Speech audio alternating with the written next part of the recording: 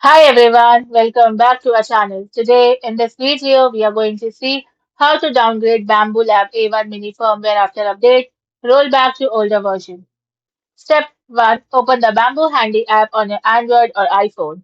Step 2. Tap Devices and select your Bambu Lab A1 Mini printer. Step 3. Tap the settings, the three-dot menu in the upper right corner. Step 4. Select firmware version. Step 5. Scroll to the bottom of the page. Step 6. Tap I want to downgrade to a previous version. Step 7. Choose the firmware version you want to install. Step 8. Tap Install this version and confirm the downgrade. Step 9. Wait for the installation to finish. Do not turn off the printer or disconnect it from Wi-Fi during the downgrade. Step 10. After the printer restarts, verify that the firmware version had been successfully downgraded. Thanks for watching, and for more such informative videos, do like, share and subscribe to our channel.